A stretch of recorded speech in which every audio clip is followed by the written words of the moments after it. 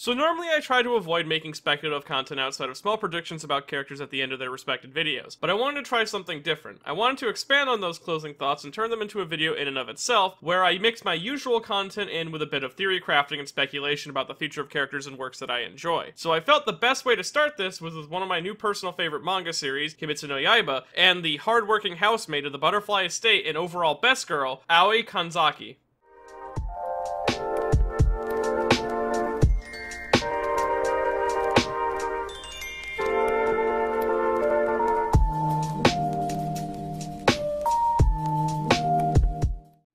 Now, by the nature of this video being informed speculation, I will be using information from as far up as to the most recent chapter in the manga as of this video's release. So, there will be spoilers, and this is your only warning. And with that being said, I should also mention that the predictions in this video will work off the idea that Muzan will either escape the Dimensional Infinity Fortress arc alive, or in the case that he dies, that there are other powerful demons out there in the world. Basically, the idea is that Demon Slayers will continue past the most recent arc in the manga. So that in the case that he dies, and there's no successor for Muzan, and that the Demon Slaying Corp just ends, then you can toss out the speculation portion of this video, as it is no longer relevant. Aoi Kanzaki is a Demon Slaying graduate, assumedly from the final selection that took place before the final selection we see in the series. I assume this because in the Demon Slayer Academia AU that the creator is giving us insight into between chapters, Aoi is a second year or a junior/sophomore, but Tanjiro and his friends are first years. Though what really matters is that Aoi is from a different batch of survivors than the one that we saw in the series.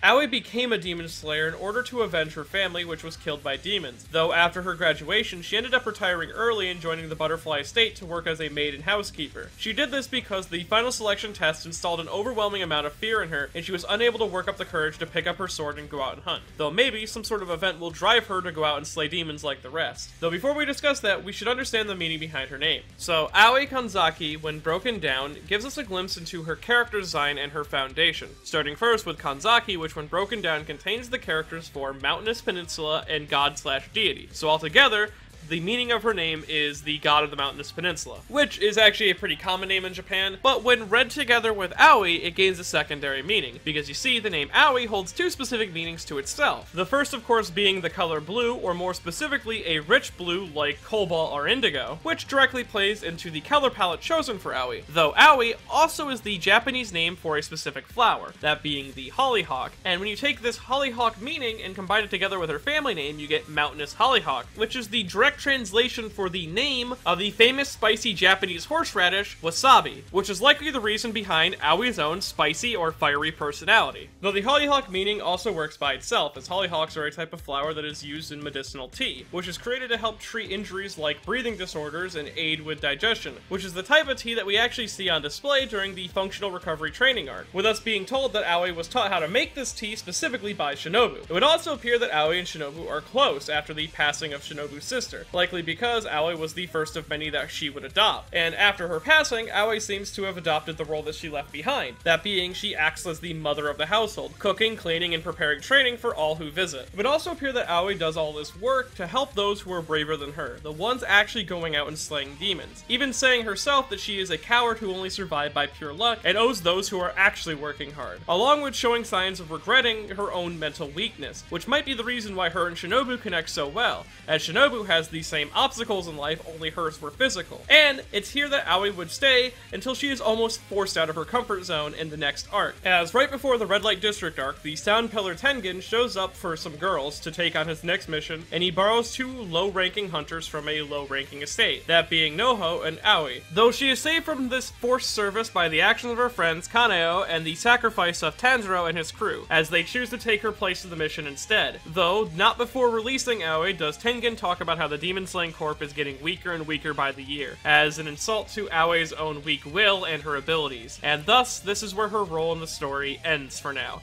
as the only time we see her again is for a brief appearance for a single chapter after the end of the Red Light District arc, and thus this is where my predictions will begin, and I will try to justify my ideas with established ideas that we've seen from the writer and from Aoi up to this point. So I'll start first by saying that I think that after Shinobu's death at the hands of Doma, this will be the last straw that breaks Aoi's back, and she will be compelled compelled to pick up her sword and go out and hunt demons while choking down her fear. The reason I think this is based on a few things, starting first with the rule of 3 in storytelling, as Aoi's appearances throughout the story seem to be working towards the idea that at one point she will pick up her sword. This is first seen when we actually meet Aoi, and she ends up telling Tanjiro all the reasons behind her reluctancy to go out and actually hunt demons, setting this groundwork for the reason that she would join a demon hunting corps but never actually act out the job that she signed up for, being able to avoid her duties because of the kindness of the butterfly estate. And then the second time we meet her, she's almost forced out the door by an outside force to a job that she's too afraid to do, only to be saved by the actions of those who are braver than her, not only them ignoring direct orders from a higher up, but also taking her place, all the while she is mocked for being weak. So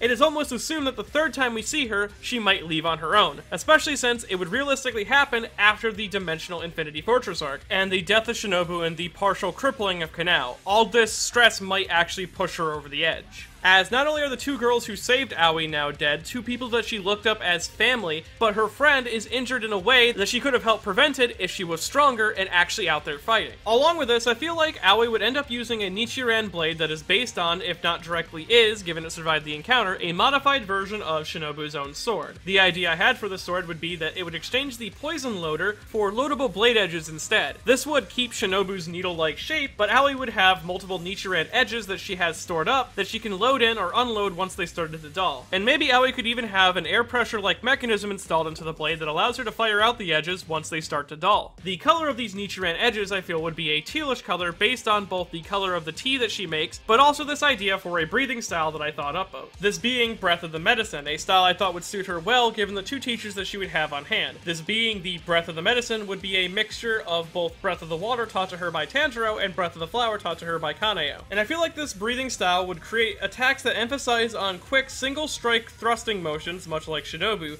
that float into Breath of the Flower style single motion slashes that then require the user to move their body like a Breath of the Water style attack. And this would be incredibly difficult to master, but I imagine no matter what style of demon slaying breath that Aoi picks up, she would have difficulty getting the hang of it no matter what, because I imagine she's the type of person who would heavily pad her demon slaying uniform, weighing it down significantly, because she's still scared of getting hurt. Along with this, I would imagine she would wear a second layer of demon slaying garments in the form of her maid uniform on top of her normal uniform, with the dress segment cut down slightly into a skirt to allow her more freedom of movement. Though I did have a few attacks in mind when I was creating the Breath of the Medicine, with the first style being Oyamatsumi's Mortar and Pestle, with the idea of the attack being that Aoi would thrust her blade into a demon's body, then using her palm to increase the force, she would grind the blade around inside of the demon in a spiral motion until it had tenderized or weakened the body around the point that she had stabbed, and then she would pull her sword sideways out of the body, likely severing whatever piece that she had stabbed into. The name of the attack is in reference to Oyatsumi, the god of the mountain in Japanese mythos, and Kanzaki, meaning the god of the mountain in Japanese. And Mortar and Pestle would obviously refer to the tool that is used to grind up specific spices and herbs, and can be used to make an assortment of medicines and food, along with just being the motion that she would use to tenderize the part of the body that she is attacking. I thought the idea that Aoi would never have an attack that could just directly cut through a demon, and that she would always have to weaken them in some way or use some sort of outside force to aid her in the slicing, which is how I actually came up with the second attack I had in mind for her, this one being way more situational, and that being Kinetic Kenpo, which is an attack kind of like Mortar and Pestle where Aoi dashes forward and thrusts into a demon, though she specifically aims for the neck, and then she positions herself in a way that she is able to kick off with all of her force off of either a piece of the demon or maybe some part of the environment like a tree to do a spiral motion to decapitate it, similar to the spiraling slice of the Breath of the Water second style Water Wheel. A good visual reference for this would be the similar way in how you kill the first phase of the Guardian Ape in Sekiro. Though those are the only 2 attacks that I can think of right now. Maybe I can come up with more later, or if you have an idea, you can share that with me. Now, for a story arc that she could take part in, or a demon that she could hunt, I imagine that since she joined the Demon Slaying Corps to hunt down the demon that killed her parents, it's never said if that demon survived or not, and that she could possibly, for her first mission, hunt him down on her own. Also, maybe, if Muzan does escape, he can supercharge that demon and we can have more demons that connect directly back to new characters' backstory. I also imagine that Aoi might become the successor for Kaneo after she becomes the Flower Pillar to replace Shinobu. Maybe even helping Kaneo around since she now has a newly blinded eye. And speaking of being helpful, I imagine that Aoi, as a hunter, could also double as a field medic, being able to help her friends in the middle of a fight instead of having to wait till they hopefully come back, and possibly even working her breathing technique into this, like using acupuncture to relieve stress on her allies, maybe even making Nichiren needles out of some leftover material from the repurposed Shinobu sword. Now, at the end of the day, these are all hypothetical and high hopes for a character that I really just want to see more of. Though luckily, I do have a glimmering bit of hope, as series artist and writer Koroharu Gotoge seems to have a habit of setting up characters in advance to use later no matter how minor they may be. Two examples of this being Kirya, the son of the demon-slaying corpse leader Kagaya, who originally only appeared as just one of the many children of Kagaya, only to end up being the new leader of the corp after his father exploded to wound Muzan.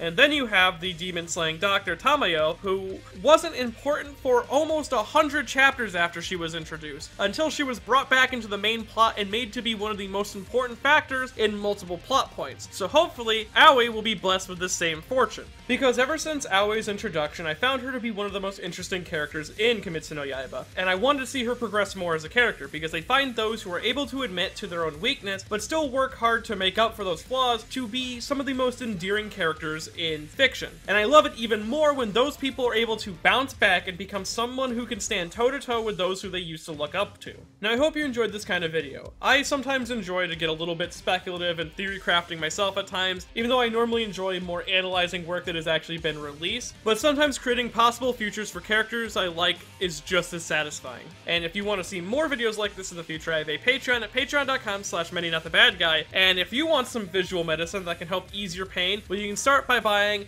Shimonetta, a boring world where the concept of dirty jokes doesn't exist, at buyshimonetta.com.